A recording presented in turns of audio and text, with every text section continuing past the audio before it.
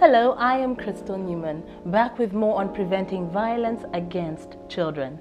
As always on this program, we aim to be thought-provoking and entertaining.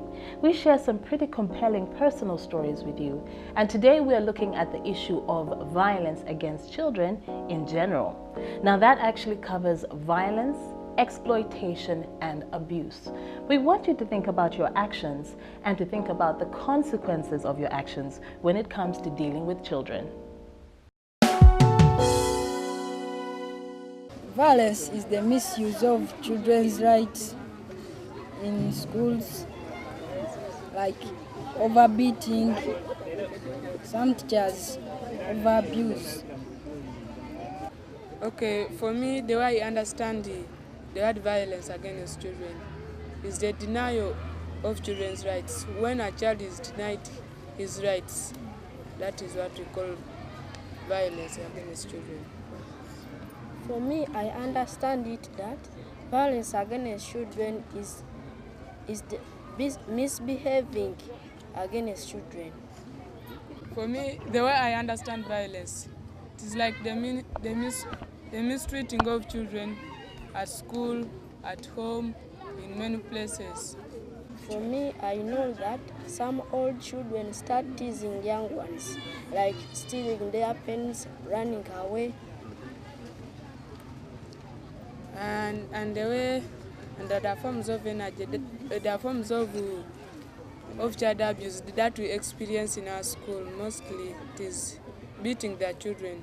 Sometimes when the teacher is angry, maybe his wife made him annoyed at home, so when he comes, he will just beat us.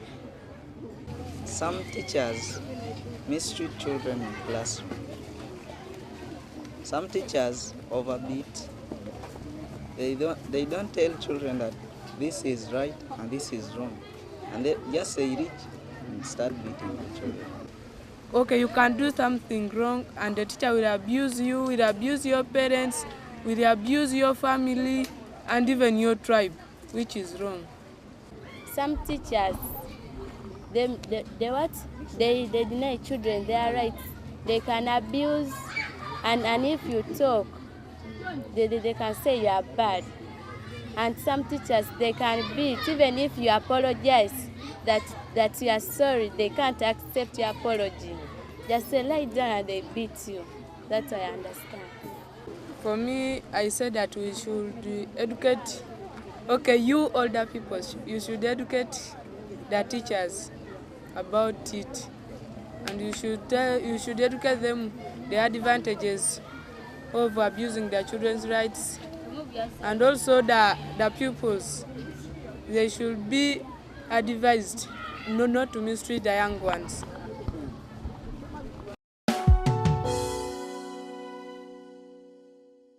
Okay. Now this is a little story called My Daddy's Bad Temper. Daddy's Bad Temper. 10-year-old Jalia received a letter from the headmistress. She looked at the envelope, bemused. It was addressed to Miss Jalia Konde. She had received a letter from the editor of Best Books, the leading book published in Uganda, informing her that her poem had been chosen the best and they had accepted it for publication. The editor wanted to get Jalia's photograph and had sent her a questionnaire asking her to list out her favorite things. She went home and broke the good news to her family. Her father and mother hugged her. Her elder brother congratulated her upon her achievement. Yes, it was indeed some achievement. So she set about answering the questions in the questionnaire. The very first question was, who's your favorite person? Mr. Jacob Kato, my father, she filled out the form without any hesitation. She looked at her father who was busy reading a newspaper. Yes, there was no doubt he was her favorite person. Tall, fair, with a not very thick mustache, a sharp nose, and bright, intense eyes which crinkled up when he smiled. He looked much younger than his age, and to Jalia, he was as handsome as her current favorite Ugandan Olympic champion, Mano Mano. Now, though Jalia was very fond of her mother, she found her father a lot more fun to be with. He told her stories, took her out for jogging in the morning, and even played badminton with her. He had a great sense of humor and was always pulling someone's leg, making Jalia laugh. Indeed, he was a father. But there was one quality of his that she didn't like. He had a vicious, bad temper. He didn't lose it frequently, but when he did, it was terrible. His eyes would become two narrow points breathing fire. His nostrils would flare, face would turn red, and ears would go scarlet. He would start breathing rapidly, as if he had run a mile, and his hands would start shaking. Anger made him a completely different person. Jalia had read a story in which a decent man at certain times suddenly gets transformed into a violent, monster-like man. Well, during his fits of temper, her father too transformed from a sweet and adorable person to a fearsome, she didn't want to use the word, even to herself, but she knew it was the truth. Monster. A monster. This was the only time when she felt terribly uncomfortable with him. Otherwise, her father's company was truly the best. Now, one evening, Jillian and her father were watching TV. Daddy? Yes, sweetheart. Is Uncle Tom a bad man? Now, Tom Lunkupe was her father's workmate. No, of course not. Why do you ask? That day you were saying that drinking is very bad. And in Auntie Linda's party, I saw Uncle Tom drinking. Oh, that! He laughed, throwing his head back and pulling her close. Switching off the TV, he explained what he had meant. Yes, I personally believe drinking is harmful for health. Daddy, Uncle Tom is your best friend. Why don't you ask him to stop drinking? Listen, Jalia, I consider alcohol to be bad, but that is my personal belief. He doesn't agree with me. I've told him many times, but he has always laughed it away. It doesn't matter really. To drink or not to drink is the personal choice. I don't allow that to come between me and Uncle Tom. A couple of months later, Jalia's father decided to take her to the club for a swim. It was Jalia's first day in the pool, and she was very excited about it. They were a few kilometers from the club when suddenly a dog darted across the road. Now, to avoid hitting it, her father swerved his car a little to the left. As he did so, a jeep coming from behind at full speed overtook the Toyota from the wrong side, its fender scraping the car on the side. The car shook with impact. The driver of the jeep raced ahead at breakneck speed without so much as a glance. Jalia looked at her father His face was livid, and his eyes were blazing. He was turning. "You scoundrel, you!" He screamed, using his words. She had only heard bad taxi drivers and conductors use on the road utter such nonsense. He pressed his foot on the accelerator and the car shot ahead. Jalia gripped the door handle so tightly that her knuckles turned red. Now, a minute or two later, they had reached the unmanned traffic lights. The signal had turned red, and the jeep was standing. Her father drove right next to it and jumped out of the car. Jalia watched in horror as he yanked the driver out of the jeep and smashed his feet into the young man's face. As the driver fell against the jeep, two other men, the same age as the driver, got down and attacked her father.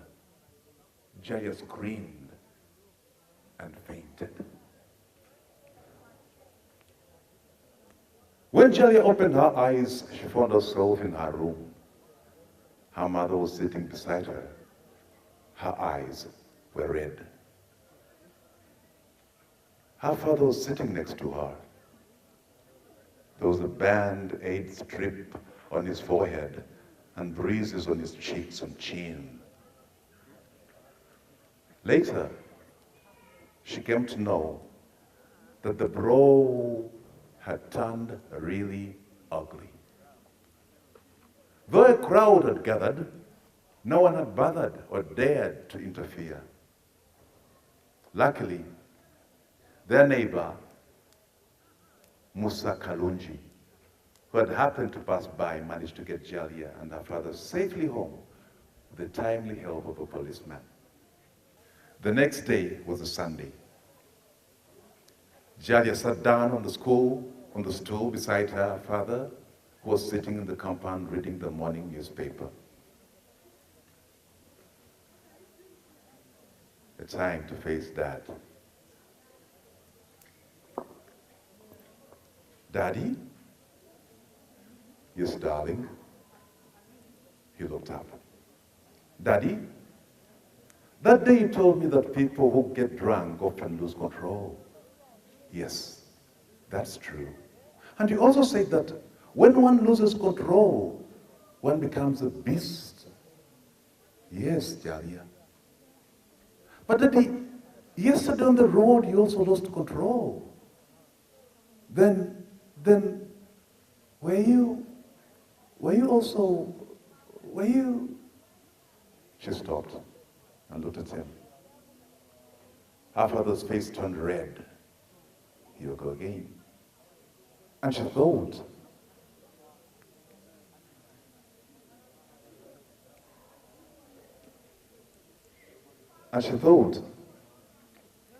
things were going bad. She thought he would shout at her. He stared at his father, at the daughter for a long time, father to daughter, and then pulled her onto his lap, giving her a tight hug. "Yes, my child, I did behave like a beast. Anger does bring out the animal in me. I probably knew it all along, but I think, little one, it is you who have made me realize it. Anger needs to be controlled. That's what you have to learn from this. We all lose tempers, but it's very, very, very, very important to control anger. Otherwise, you may find yourself doing something very, very bad to yourself, even to someone else. Thank you very much.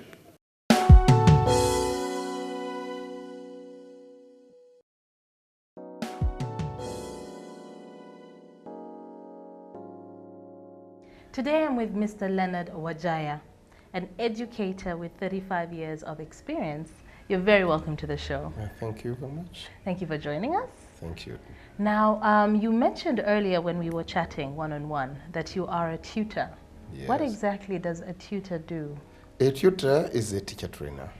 Okay, so you In train a PT teachers? Yeah, I train teachers in a Okay. primary teachers college. Okay. So when it comes to violence against children, what is your understanding of violence against children? Yeah, this one is a very good experience because I happen to be a coordinating center tutor who is attached at a coordinating center which covers a number of schools. And this number of schools, there are also families and communities within there.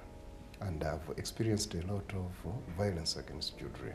Okay. Yes, children are always traumatized. You find children unhappy. And when you try to ask them, there are several answers given, causing them that misery. Okay. Yeah. So what are some of these different kinds of violence against children? Yeah, in most cases, they are also cultural. Culture has done a lot.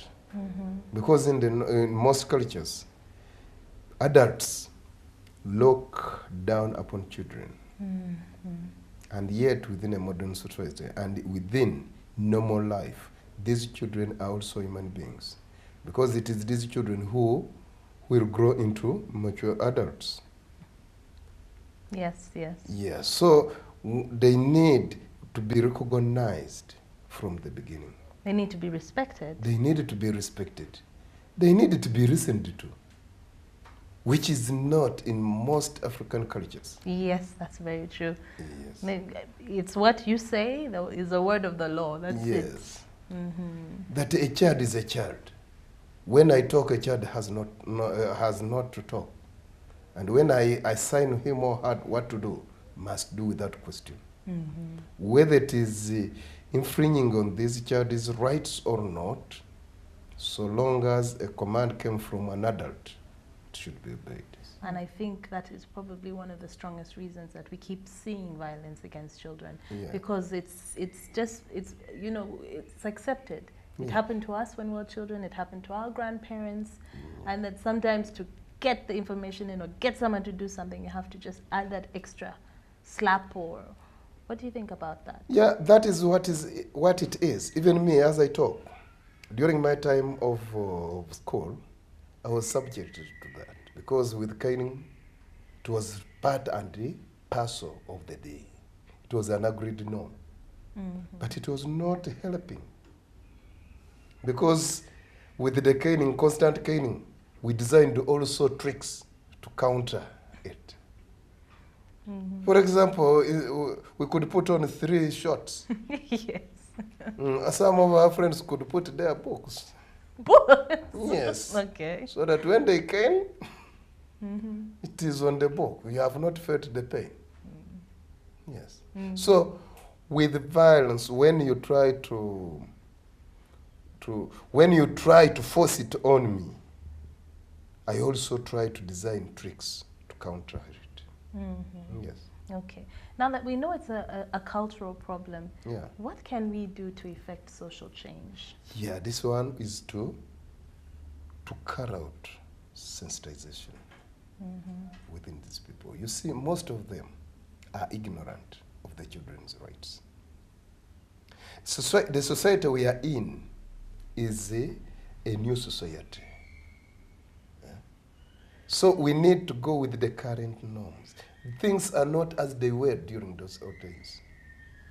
So these people need sensitization. They need to be talked to. There should be role models to give reference to. Yes. Okay. Yeah. Right. So any final words on violence against children? Violence against children, we need to look at it that these children are human beings. What happens to us adults is what happens to those children. The most important thing, these children need to be listened to. There's need to be effective communication. These children need to be shown that they are loved. And they are also important people within the community. We need to give them the integrity those ones, you see, when these children have those things, they will also give them confidence, determination, and they will also feel important within the community. Okay. Well, thank you so much for being a part of the show. Yeah, thanks very much. I think you've given us a lot of food for thought. Yeah, thank you very much. And it's something that we have to really get out of our society and out of our culture. Yeah, thank you.